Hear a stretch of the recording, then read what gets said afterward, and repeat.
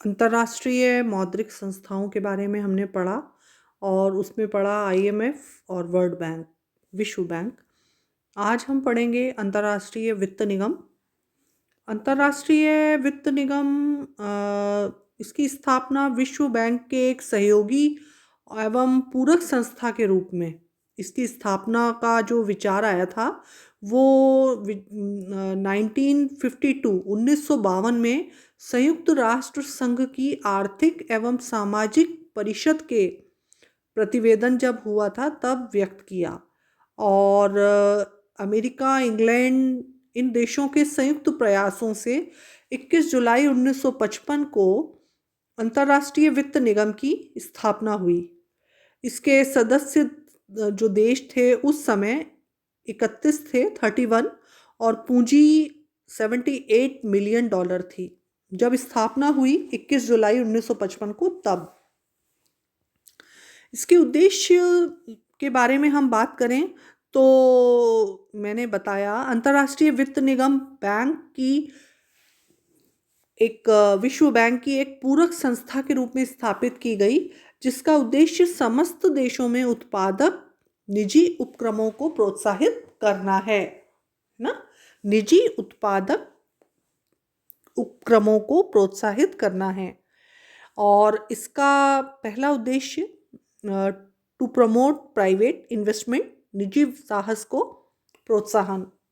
वित्त निगम निजी उद्योगों को बिना सरकार की गारंटी के उनकी स्थापना, सुधार तथा विस्तार में ये निगम वित्तीय गारंटी, वित्तीय सहायता देता है जिससे सदस्य देशों का आर्थिक विकास हो सके। निगम के द्वारा ये ऋण विशेषकर उन्हीं क्षेत्रों के लिए उपलब्ध कराए जाते हैं जहां सुगम शर्तों पर पर्याप्त निजी पूंजी उपलब्ध ना हो।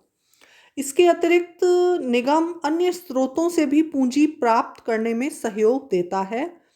कई बार निगम आवश्यकता पड़ने पर अर्धविकसित राष्ट्रों के निजी उद्योगों में अंश पूंजी में भी भाग लेता है। दूसरा है उद्देश्य पूंजी तथा प्रबंध में सहयोग। वित्त निगम, अंतर्राष्ट्रीय वित्त निगम देशी तथा विदेशी निजी पूंजी को विभिन्न क्षेत्रों में विनियोजित करने तथा कुशल प्रबंध प्रदान करने में सहयोग प्रदान करता है। निजी क्षेत्रों में जहां पूंजी पर्याप्त मात्रा में उपलब्ध है लेकिन कुशल प्रबंधकों का अभाव है, वहां निगम प्रबंधकों की व्यवस्था करता है। लेकिन जहां कुशल प्रबंधक तो उपलब्ध हैं तथा पूंजी का अभाव है, वहां निगम पूंजी की व्यवस्था करता है। इस तरह से निगम, ये जो अंतर्राष्ट्रीय वित्त निगम है, ये निजी पूंजी तथा प्रबंध के बीच समन्वय कार्य या समन्वय स्थापित करता है। थर्ड है उद्देश्य विदेशी पूंजी प्रवाह व विनियोगों को प्रोत्साहित करना।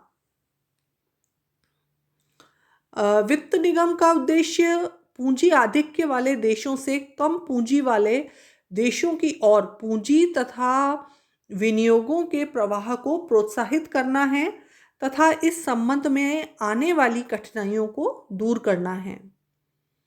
तो इन सब उद्देश्यों की पूर्ति के लिए अंतर्राष्ट्रीय वित्त निगम निजी क्षेत्र के उद्योगों को पूंजी उपलब्ध कराता है।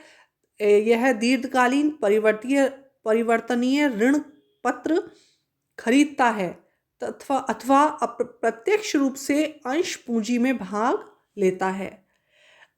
यह किसी उद्योग में 50% से अधिक पूंजी नहीं लगाता क्योंकि इसको प्रबंध में भाग लेने का अधिकार नहीं है, ठीक है, लेकिन यह प्रबंध की कुशलता बढ़ाने में योगदान व सहयोग दे सकता है।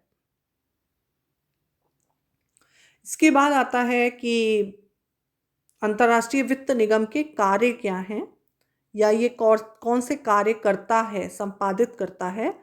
पहला, ऋण देना तथा अंश पूंजी का क्रय करना, ठीक है। अंतर्राष्ट्रीय वित्त निगम के प्रारंभिक समझौते के अनुसार इसका कार्य सिर्फ ऋण देने तक ही सीमित रखा गया था, ठीक है।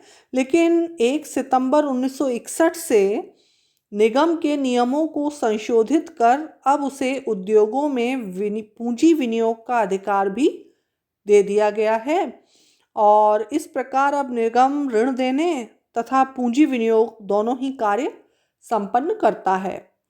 दूसरा है अंश पूंजी का अभिगोपन। वित्त निगम निजी कंपनियों के अंश खरीदने के अतिरिक्त उनके अभिगोपन का कार्य भी करता है। निगम की सुविधा के कारण कंपनियों को अपने अंशों के विक्रय करने तथा अपनी प्रारंभिक पूंजी से प्राप्त होने की निश्चिंतता हो जाती है। तीसरा, निजी उद्योगों में ही विनियोग। अंतर्राष्ट्रीय वित्त निगम सदस्य देशों के सरकारी तथा या अर्ध सरकारी उपक्रमों में विनियोग नहीं करता है। निगम केवल निजी उद्योगों में ही पूंजी का विनियोग करता है और इसके लिए सरकार की गारंटी भी नहीं मांगता है। ऐसे उद्योगों जिनमें प्रबंध निजी क्षेत्र में हो और सरकारी पूंजी कम लगी हो, निगम अपनी पूंजी लगाता है। निगम किसी भी निजी उद्योग में आधे से अधिक पूंजी नहीं लगा सकता। ठीक है। फिर है निगम, ये जो अंतर्राष्ट्रीय वित्त निगम है ये केवल निर्माण उद्योगों को सहायता प्रदान करता है। केवल निर्माणी उद्योगों में जैसे खनन, विधायन इस प्रकार के कार्य, उत्पादक कार्य शामिल हैं, उसमें धन विनियोजित करता है ना। लेकिन ये विद्युत शक्ति, सिंचाई, भवन निर्माण, होटल ऐसे सेवाओं में अपना पूंजी विनियोग नहीं करता है। इसके अलावा ये तकनीकी सहायता भी देता है। वित्त निगम सदस्य देशों की सरकारों को आंतरिक एवं विदेशी विनियोग बढ़ाने के प्रयासों में तकनीकी सहायता प्रदान करता है।